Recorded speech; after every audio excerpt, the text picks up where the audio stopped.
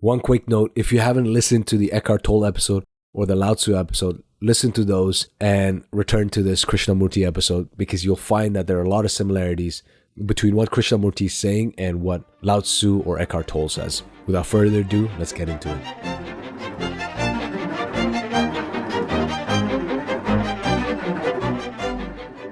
You know, wherever one goes in the world, human beings are more or less the same.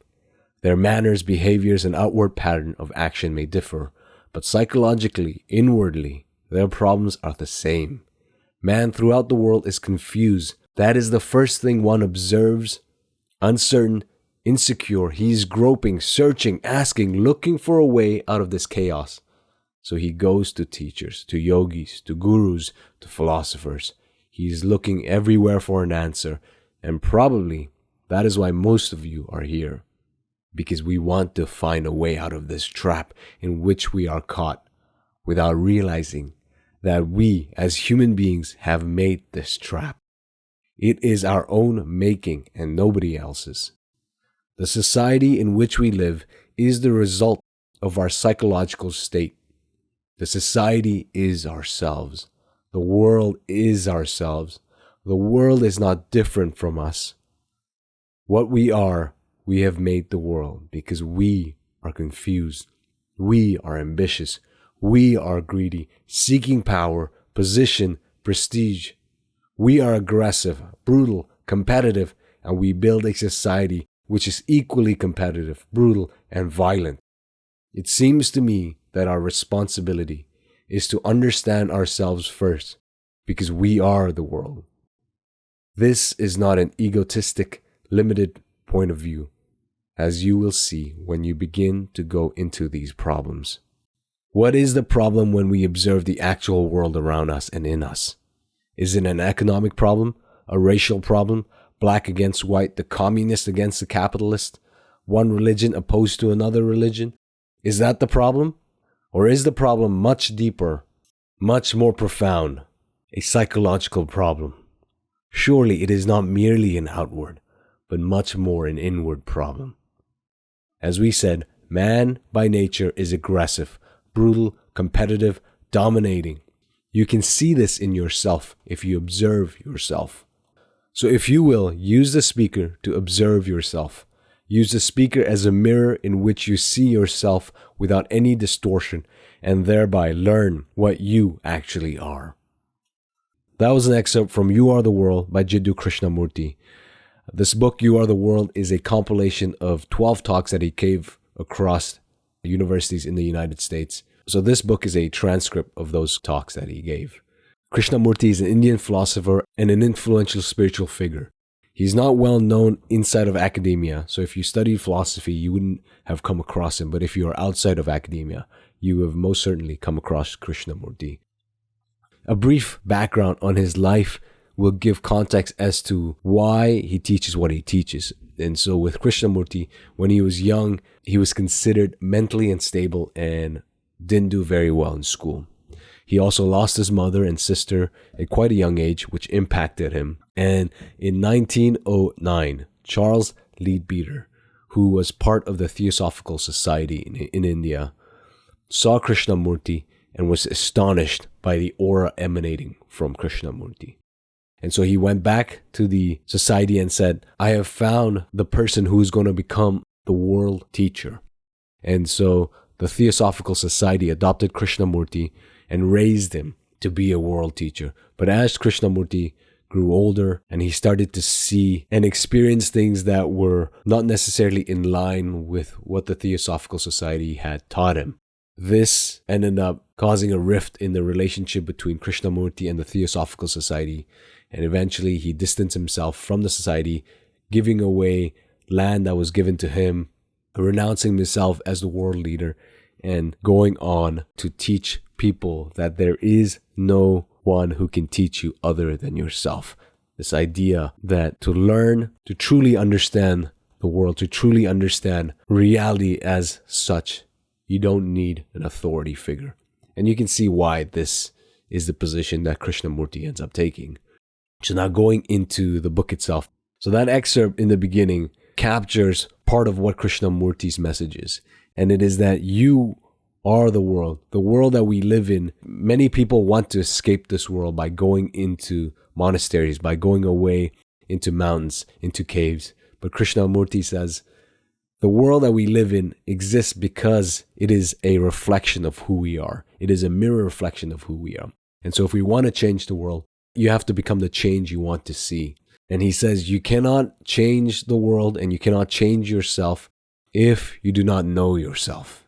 And that is a theme that goes across all of his talks. And so he says, when one observes oneself as one actually is, then either one is moved to despair because one considers himself as hopeless, ugly, miserable, or one looks at oneself without judgment.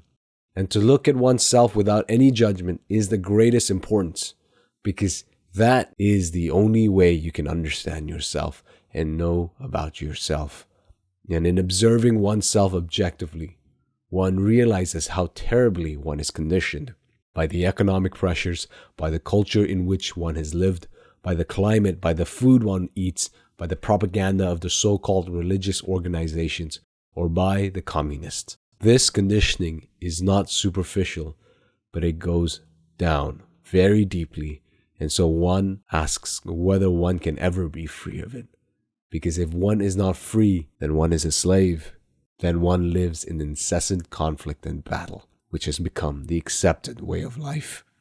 You notice that he said, when you look at yourself and you observe yourself, the two ways you can see and observe yourself is one, by judging and seeing yourself as ugly, miserable, hopeless, full of despair.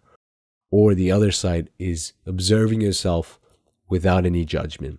And he says that is the way to do it, because when you place no judgment, then you can see yourself fully for who you are and not what you pretend to be in the eyes of others and also in your own eyes. And only through that can you become free, because you can become detached in this way. And the reason he says to observe yourself in this non-judgmental way is that you don't end up creating a conflict between the observer and the thing that is being observed.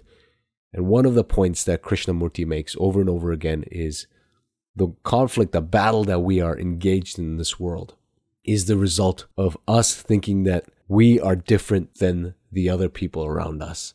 And we have placed ourselves as the observer and others as the observed. And when you do this, you create this conflict.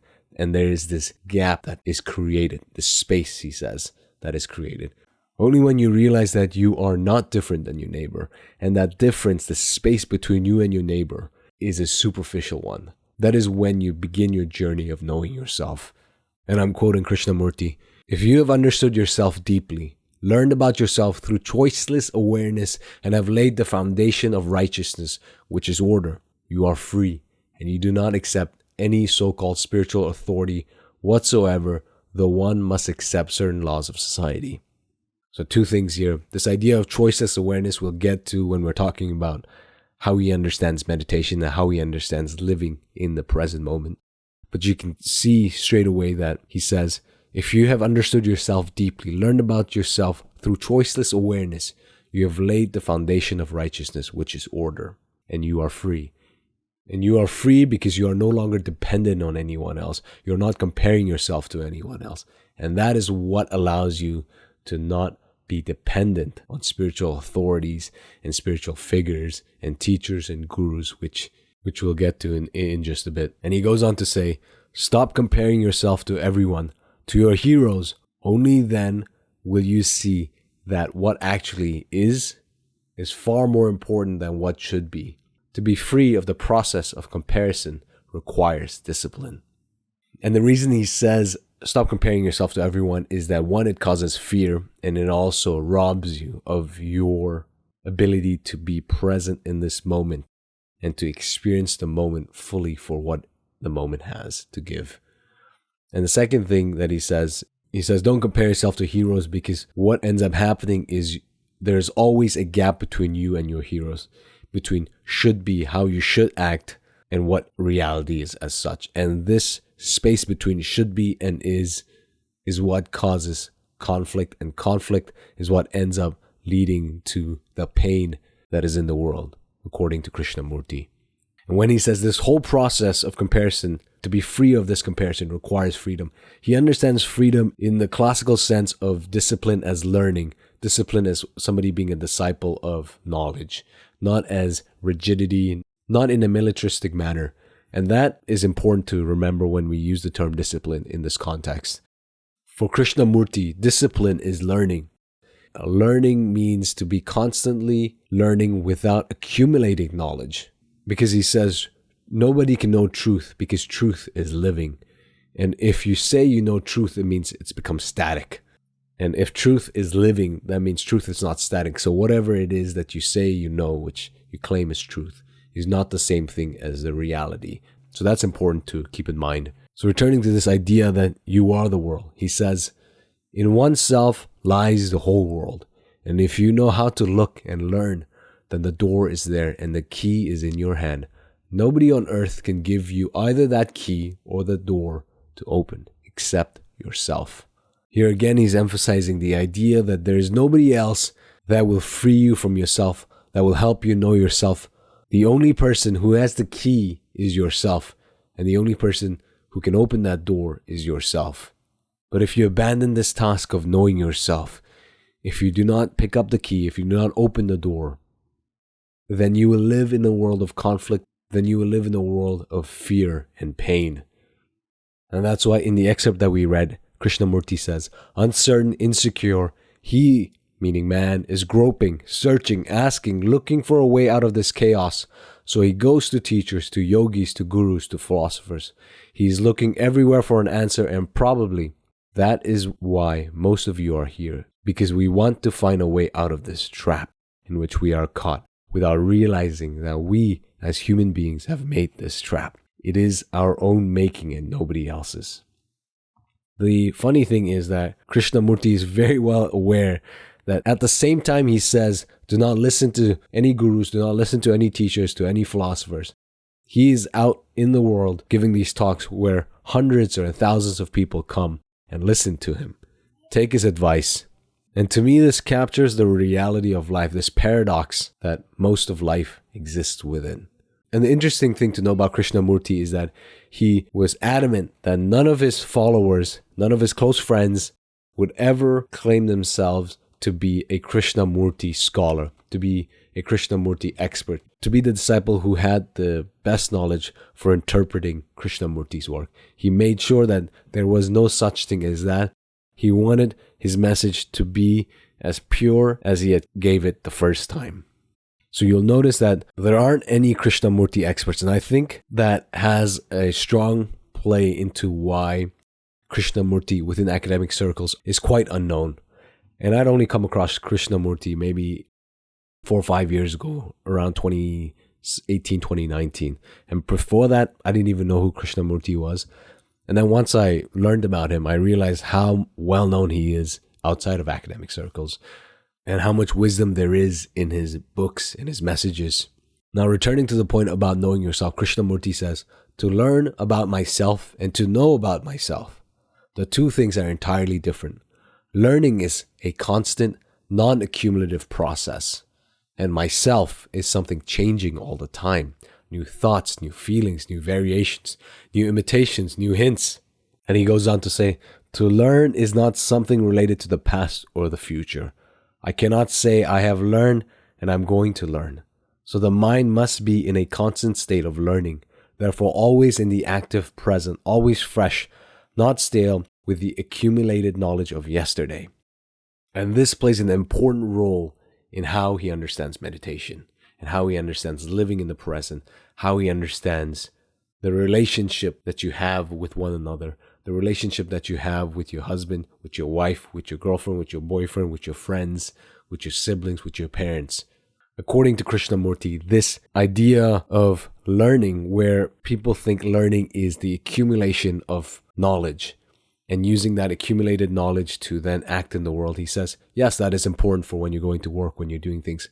But when you bring that into a relationship, what ends up happening is that you end up judging the other person based on the past, based on what they did in the past, what they've done, what they've said, how they've lived. And so that you actually never end up experiencing the person in front of you for who they really are. Rather, you only end up experiencing a past version of themselves. And so ultimately, this ends up causing a conflict, ends up causing strife within the relationship, because you only see what you want to see. You only see that which you have been able to acquire, accumulate the knowledge over time.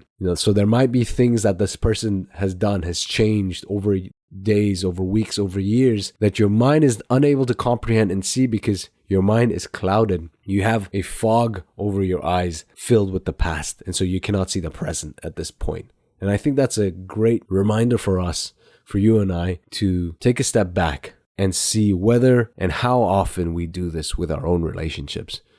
How much past knowledge are we bringing into the relationship such that it's causing strife, it's causing conflict? But what if there is pain involved in that past? And what if that pain returns when you are in that relationship? And Krishnamurti says, first of all, I do not want to block out anything, neither pleasure nor pain. I want to understand it, look at it, go into it. To block out something is to resist. And where there is resistance, there is fear. The brain, the mind, has been conditioned to resist. So can the mind see the truth that any resistance is a form of fear? Which means I must give attention to what is called resistance. Be completely attentive to resistance, which is to block out, escape, take a drink, take drugs, any form of escape or resistance. Be completely altered to it. This is reminiscent of Eckhart Tolle's The Power of Now, which is an episode that we've done, where Tolle says very similar thing, and Tolle is influenced by Krishnamurti, so that's why there's that similarity. And Krishnamurti's point and Tolle's point is that when you're in the present and pain arises or some distraction arises, do not try to separate yourself from it. Accept it fully, and in accepting it, observe it and look at it and go into it. Do not separate yourself from the pain that you're experiencing. As I mentioned earlier, Krishnamurti loses his mother and his sister quite early on, I think around the age of 10. And then later on in life, he ends up losing his brother, who had always suffered some sort of physical ailment. But part of the reason why Krishnamurti ends up having distanced himself from the Theosophical Society is partially or is largely due to the fact that the Theosophical Society, the teachers there, had said that his brother was going to play an important role and that his brother wasn't going to die from his sickness, while Krishnamurti was the world teacher, but his brother ends up dying quite early on while Krishnamurti is actually traveling. And so this causes a serious amount of stress on Krishnamurti. And after his brother's death, it's described that Krishnamurti became immensely quiet, radiant, and free of all sentiment and emotion. These tragedies act as a catalyst for Krishnamurti to go deeper and deeper into himself and to understand himself better. And so he says, one sees that one has to make the journey of understanding by oneself. One sees that there is no authority. Every form of authority has failed. Man set up these authorities as a guide, as a means of bringing freedom, peace, and because they have failed, they have lost their meaning, and hence there is a general revolt against the authorities, spiritual, moral, and ethical. And as I mentioned earlier, why it's important to know yourself according to Krishnamurti is if you don't know yourself, there's going to be conflict. And according to Krishnamurti, most people don't know themselves, and as such, there is a tremendous amount of conflict in the world because of it, because the world is simply a reflection of who we are.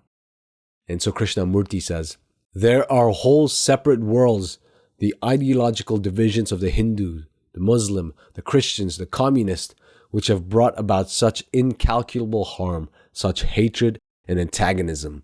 All ideologies are idiotic, whether religious or political, for it is conceptual thinking, the conceptual word which has so unfortunately divided man.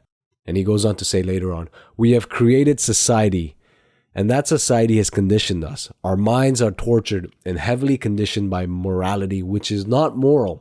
The morality of society is immorality, because society admits and encourages violence, greed, competition, ambition, and so on, which are essentially immoral.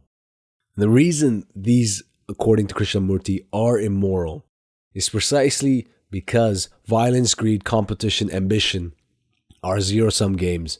There's a winner and there's a loser. If you take violence, there's a winner. Somebody wins in a fight and somebody loses. In greed, somebody hoards as much as possible of whatever it is that they want. In competition, same thing. There's somebody who wins and somebody who loses. In ambition, you step on other people to get to where you are.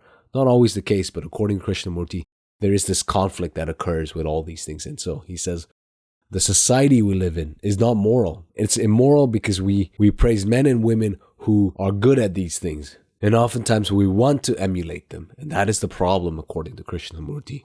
So what can we do to bring about a change, bring about a new world into this reality? And he says, you have to find freedom. And freedom is being free of everything, the past, the future, ideas about yourself, ideas of the world, is to be here without the tugging of the past or the future. And that is what he wants to get at. So he says, freedom is not an idea. A philosophy written about freedom is not freedom. Either one is free or one is not. One is in a prison, however decorative the prison is. A prisoner is free only when he is no longer in prison. Freedom is not a state of mind that is caught in thought. So the last part when he says, freedom is not a state of mind that is caught in thought. This idea of thought is a recurring theme within You Are the World. For Krishnamurti, thought is somebody whose mind is overly active, somebody who's always thinking about tomorrow, somebody who's always thinking about the past, somebody who's filled with fear, somebody who does not know how to exist without judgment. That is somebody caught in thought. And anybody caught in thought creates a world of fear of what might happen tomorrow, of fear of not wanting to repeat a mistake that they made in the past. He says, those are people caught in thought. Those are people who are not free, who have not escaped prison. He goes on to describe freedom as saying, so the mind, without being free from fear and the search for the deepening and the widening of pleasure, which brings pain and anxiety and all the burden and travail of pleasure, such a mind is not free. The speaker is emphatic, but don't be persuaded by him, for he has not authority at all in this matter of finding out. There is no authority. There is no guru. There is no teacher. You are the teacher and the disciple yourself. Two things he's warning against here is without being free from fear, you will be consumed with wanting to experience more pleasure, and as a result end up experiencing more pain and anxiety. Though you might attain the pleasure, you will always have pain and anxiety because you want more pleasure once that pleasure is done. And the second thing he's warning again is there is no authority, there is no guru out there who will teach you how to do this. He says you have to be your own teacher. You have to become your own disciple. And the only way to do that is to know yourself. And as we mentioned in the previous episode with Lao Tzu, Lao Tzu says you have to know yourself. To be free, you have to know yourself. And then he goes on to address the concern that, well, to change yourself, it takes time. It takes weeks to learn. It takes months to get disciplined to be able to do the things. But Krishnamurti says, no, it doesn't. It doesn't take time. Time is a construct that you've created for yourself because it is the thought that creates it. The change that you want to be free of yourself, to be free of fear, it can be immediate. It can happen right now. So he goes on to say, there is an immediate change psychologically, inwardly, when the division of the observer from the observed comes to an end. Put it differently, one lives in the past. All knowledge is of the past. One lives here. One's life is there in what has been, concerned with what I was, and from that, what I shall be. One's life is based essentially on yesterday, and yesterday makes us invulnerable. So yesterday is the observer. In the observer are all the layers of the consciousness as well as the unconscious. Krishnamurti is making the point that so long as the observer-observed distinction exists, no change can happen. And change, if you want change, will take a lifetime. It could take 40, 50 years. But the way that change can be immediate is you remove this distinction between the observed and the observer, between the one who's analyzing and the one that is being analyzed. The moment you remove these two superficial labels, that is when you become free. And because you become free of the past, because you're no longer observing yourself in the past, and you're no longer observing yourself in the future. So let's talk about fear before we talk about meditation, before we talk about living in the present. What is fear? How does it come about? And so Krishnamurti says, and I quote, "What is fear? One is afraid of the past, of the present, or of something that might happen tomorrow. Fear involves time. One is afraid of death that is in the future, or one is afraid of something that has happened, or one is afraid of the pain one has had when one was ill. Fear implies time. One is afraid of something that might take place tomorrow." And if you take a moment and reflect on that quote about fear, as fear being that which you think might happen in the future, or that which has happened in the past and you're afraid to make the same mistake in the future, it's quite accurate in the way he understands it. And it's also true that, as Krishnamurti says, fear implies time. One is afraid of something that might take place tomorrow. And as a result, you end up creating this linear connection between the present and the future. And this linear connection is that fear. It travels back and forth between you and you in the future. And throughout the book, Krishnamurti makes the point adamantly that fear is the source of all the problem in the world.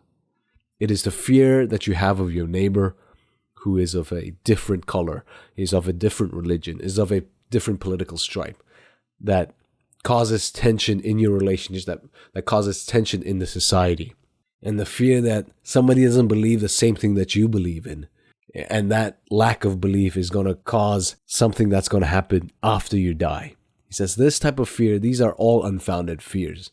But if you can overcome those fears, if everybody can overcome those fears and not have those fears and project those fears onto others and onto yourself, the world will be different. The world will not be full of violence, full of greed, full of competition, full of ambition, full of strife, full of anxiety. And he says, you are faced with the fact that you are fear, not an observer who is afraid of fear. You are the observer and the observed, the analyzer and the thing analyzed. Again, bringing it all back to yourself, to realize that this world that we're living in is simply a projection of all your fears, of all your anxiety out there. But it first of all existed in you. And that's what he wants to get across. And continuing with this observation about fear being connected to the past and to the future and to this idea of memory, he says, what sustains and gives continuity to the fear of the past and also to the fear of the future? Surely it is thought. Thought of what one has done in the past or of how a particular disease has given pain, and one is afraid of the future repetition of that pain. Fear is sustained by memory, by thinking about it. And it's not that Krishnamurti wants you to stop thinking and become a fool. But in one sense, he does want you to become a fool insofar as he follows the idea that a wise man is one who says he does not know, and being able to exist in this ambiguity, that is wisdom. And that's why Krishnamurti says thought ultimately is the enemy of yourself. And I quote, "Thought which puts together time as yesterday, today and tomorrow breeds fear. Thought creates the interval between now and what might happen in the future. Thought perpetuates fear through psychological time. Thought is the origin of fear. Thought is the source of sorrow." And he continues in the following page saying, "When one sees how thought breeds fear, then what takes place? When one is hungry and someone describes how lovely food is, what does one do? What is one's response? One will say, 'Don't describe food to me, give it to me.' The action is there, direct, not theoretical. So when one says, 'I understand,' it means that there is a constant movement of learning about thought and fear and pleasure. From this constant movement, one acts. One acts in the very movement of learning. And when there is such learning about fear, there is the ending of fear." That's a good analogy with food. When you're hungry and you tell that to somebody and that other person finds out, if they describe food to you, the last thing you want is some sort of theoretical concept about how the beef is going to taste, texture, the type of salt it's used. If you're hungry, you don't describe the food to me. Give me the food. I want to eat it. And similarly, Krishnamurti is pointing at when you understand what fear is and what fear causes, then the last thing you want to do is, be abstract about this idea of fear. Instead, you go act. And the way you act is, he's going to say it's through the meditation. It's through living in the present. And so let's move into this idea of meditation that he has.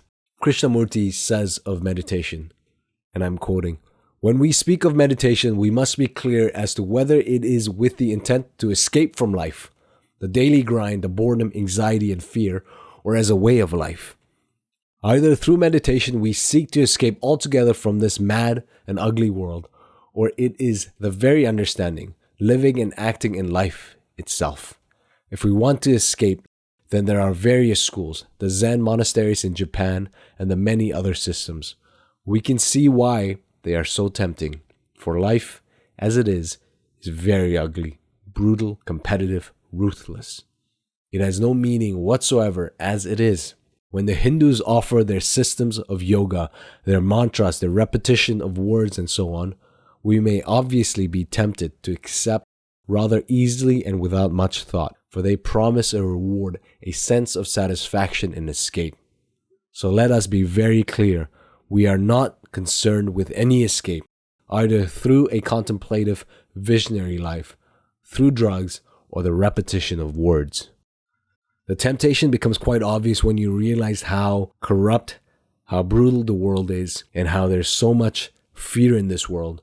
The temptation to go and live in a monastery, in the woods, on the mountains, in a cave, away from society, away from people, and just be by yourself with your own thoughts, with your own books, and with brothers or sisters who are in the same vocation, where there might be vows of silence, there might be rules and regulations of speaking little, engaging very little with society. That becomes very alluring once you understand the brokenness of this world. But as Krishnamurti earlier pointed out, the brokenness of this world is a reflection of who you are, is the reflection of your greed, of your violence, of your uncontrolled inhibition. And so if you escape from this world, you're escaping from yourself. Hence, he says, so let us be very clear, we are not concerned with any escape, either through a contemplative, visionary life, through drugs, or the repetition of words. And the reason he says through drugs or the repetition of words is because he's giving these talks around the hippie movement, where people are taking drugs, psychedelics especially, to escape the reality that their country is at war with another country. And so he's saying, look, meditation is not supposed to be an escape. And especially if you're using drugs to escape reality, to ignore your own problems, to not go further into knowing who you are, to learn about yourself. His point is you are doing all of this wrong, incorrectly. You have missed the point of meditation. And this is why he goes on to say, meditation is not a fragmentation of life. It is not a withdrawal into a monastery or in a room, sitting quietly for 10 minutes or an hour, trying to concentrate, to learn to meditate, and yet for the rest being a hideous, ugly human being. If you see meditation as an escape from real life, right, as a fragmentation of your life, where for that 10, 20, 30 minutes you're meditating, you are calm, you are serene, you are filled with love, you are filled with peace. But the moment the meditation finishes, you go and treat the first person you meet immorally, without love, without a sense of humanity, and mistreat them. You have missed the point of meditation, and you have not even understood what it means to meditate. And according to Krishnamurti, you are not even meditating to begin with. You're doing something completely different. And as I was reading this, I wondered what he would say about these meditation companies that's coming up. Companies that are coming up around how to meditate, what to do, whether those companies actually treat the people within the organizations well, or if there's a conflict within the mission of these meditation apps and the way they actually treat people. And if it's the latter, where they treat people poorly, then Krishnamurti will say, you have not understood meditation at all. Again, for Krishnamurti, it's very important that there is no authority who teaches you how to meditate, who teaches you a system for meditating. He thinks that if there is a system, if there's a method that comes with the meditation you're learning, that means you have outsourced your thinking, outsourced your responsibility to know yourself onto somebody else. So he says, when you examine a method, a system, what is implied in it? Somebody says, do these things, practice them, day after day for 12, 20, 40 years, and you will ultimately come to a reality. A mind made dull by a method cannot possibly be intelligent and free to observe. Once you've outsourced your practice, your thinking, your meditation onto somebody else by following their system, by following their method, according to Krishnamurti, you cannot possibly be intelligent and free to observe the reality of yourself, to become free of your past, to become free of fear. And you're not free because you are dependent on the system, on this guru who's teaching you, who's guiding you through these things. And you are dependent on this guru, on this teacher, to teach you how to do these things. Krishnamurti, mind you, has nothing against somebody who guides you, right? Who points you, he says. No problem with that, because he says all teachers, all gurus are supposed to point people towards the truth, towards the reality, towards whatever it is. But the problem, according to Krishnamurti, is these gurus have been caught up in their own fame, in their own vanity, such that they forgot that they were a guide, that they were a signpost. Rather, they wanted to become the destination. And in becoming that destination, they've corrupted this idea of being a real teacher. And Krishnamurti goes on to criticize systems that teach people to repeat words over and over again. That is in all the traditions of whether that's Buddhism, Hinduism, Christianity. He says all of these have practices where there's this idea of repeating words over and over again. And I'm quoting, "Now you can repeat a word like Coca-Cola or Pepsi-Cola, whatever you will, and you will have an extraordinary feeling." And he's saying that you will have an extraordinary feeling, both sarcastically and also he's being quite sincere. Because he says you'll have this calm, extraordinary feeling because you've dulled your mind and you've silenced your mind. But you've silenced your mind through the repetition of words, through some form of system. And in so doing, you are no longer free because your mind has become dull. Right? And if you remember the previous quote, he's saying, methods cannot possibly make you intelligent and free to observe. And so if your mind is dull, you're not intelligent and you're not free to observe. And so the question is, why do these forms of repetition exist? And Murti says, the idea, meaning of repetition, is that if you practice the method laid down by the guru, you will daily achieve a greater degree of understanding or of silence, getting closer to heaven, closer to the greatest thing on earth or beyond the earth. He understands there is a goal attached to this repetition, to the system, and it's to get you from one place to another. But he doesn't think that you need these systems. He thinks that these systems hinder you from actually getting to the reality, getting to the truth about who you are and what your relationship is to others, to the world. Hence he says, so through close examination, understanding and intelligence, one can disregard the mere repetition of words and one can disregard altogether the guru. He who stands for authority, the one who knows as against the one who doesn't know. The guru, the man who says he knows, does not know. And the remaining question then is, how then do we meditate?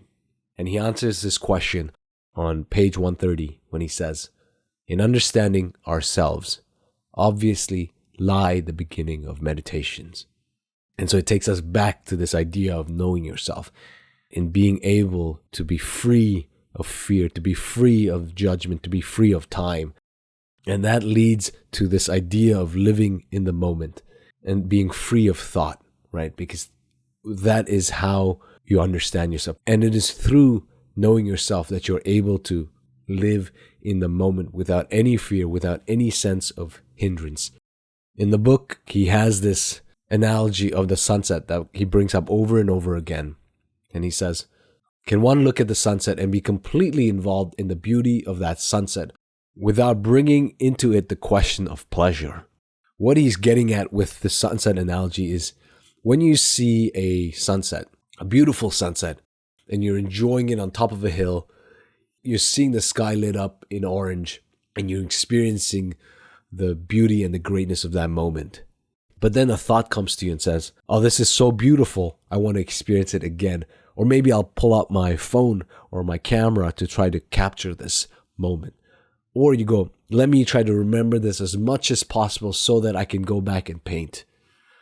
Or you go, let me return to this spot tomorrow at the same time so I can experience this again. And for Krishnamurti, these thoughts that appear and they make their way into you when you're experiencing the sunset are what divorces you from that moment, from understanding yourself. And it prevents you from fully enjoying the greatness of that moment. Krishnamurti goes on to observe that if you're unable to experience the moment in its fullness, in its greatness, then you've missed the moment. And the only way you can experience the fullness of the moment is to be completely present in that moment without your past self trying to tell you how beautiful it is and comparing that moment to a previous moment, or your future self trying to capture as much of it as possible so that you can go into the future and draw it or come back to it in the future and experience this whole thing again. For Krishnamurti, all of this misses the point of living in the present. What then do we do when a thought appears when you're completely engrossed in the moment? And I quote Krishnamurti, "Don't do anything. If you do something, you bring conflict into it. But when you see the sunset and thought comes in, be aware of it. Be aware of the sunset and the thought that comes into it. Don't chase thought away. Be choicelessly aware of this whole thing, the sunset and thought coming into it." And this is where the idea of choiceless awareness comes up. And this means that you are aware of the things that are happening to you, the thoughts that are coming in, but you're not judging it. You're not making any choice around it, whether it's good, whether it's bad, whether you should be having this thought. You simply observe it and let it pass. And in so doing, you become free, because then you are free of the past and of the future. He goes on to say, most people say they live in the moment, or they tell people to live in the moment, but they actually don't understand what that means, since they are often experiencing the present moment with their old self from the past. So long as the one, he says, who is experiencing the present moment is anything other than the present self, without any baggage from the past or from the future, Krishnamurti says, then you are not living in the present. And I quote him, "You are the past looking at the present, translating the present. The present being the challenge, the pain, the anxiety, a dozen things which are the result of the past." So you see here, he's saying, look, you are the past in the present. But the present is experiencing all these anxieties, these pains, the fears, precisely because the past is the one living in the present state. Quite a fascinating take here. It made me think about how much of our lack of being able to experience the present moment is all due to the baggage that we have from the past. And on how thought prevents you from being in the moment, he says, thought can never be free. Thought is the response of a memory, knowledge, and experience. It is always the product of the past, and it cannot possibly bring about freedom, because freedom is something that is in the living, active present in daily life. If we take these three words, living, active, present, and work backwards from it, so present being the present moment, and active, if we take it to be being actively aware of that present moment, of all the things that's around it, and fully engaged in all of these things, and then living being as living in this precise present moment actively without baggage of the past, then I think you can sum up how Krishnamurti understands being free of thought and being able to live in the moment. Which brings up the point about choicelessly being aware, or choiceless awareness. And he has this quote, "If that awareness is choosing, then you are blocking it. But if that awareness is without choice, everything is exposed. The most hidden and secret demands, fears, and compulsions." Meaning, if you are not taking any stance on the thoughts that are coming in and out as you're experiencing the moment, you will notice that that choiceless awareness will expose the hidden, the secret things of your heart, of your mind. And then can you start to know yourself. And this section sums up all that we've talked about living the present, about thought, about fear, about knowing yourself. On page 95, he says, "We draw a circle around ourselves, a circle around me, a circle around you. Having drawn the circle, whether it is the circle of me and you, or the family, or the nation, the formula of religious beliefs and dogmas, the circle of knowledge one weaves around oneself. These circles divide us, and so there is this constant division which invariably brings about conflict. We never go beyond the circle, never look beyond it. We are afraid to leave our own little circle and discover the circle, the barrier around another. And I think that therein begins the whole process, the structure and the nature of fear. One builds a barrier around oneself, enclosing a private world very carefully made up of formulas, concepts, words, and convictions. Then, living within those walls, one is afraid to go outside. This division not only breeds various forms of neurotic behavior, but also a great deal of conflict. And if we abandon one circle, one wall, we build another wall around ourselves. So there is this constant, enduring resistance built on concepts, and one wonders whether it is at all possible not to have any division at all, to end all division, and thus bring an end to all conflict. And the challenge for us this week is, can you meditate without any method, without any structure or system that you've learned from somebody or from some app? Can you meditate in such a way, as Krishnamurti says, to be fully present in the moment, to allow all the thoughts that occur to you to pass in and out and become choicelessly aware? That's the first one. The second one is, when you are experiencing a moment of greatness, a moment of joy this week, make sure you do it without the past self talking to you or the future self talking to you. Make sure you're experiencing it in all the fullness, such that when you finish experiencing it, you've filled up your cup, that you've experienced the moment for all that it has to offer. And with that, I'll wrap. Thank you for listening to this podcast. If you haven't already subscribed, do subscribe and leave me a rating on Apple Podcasts or on Spotify. It helps tremendously, helps people find this podcast. Till next week, peace.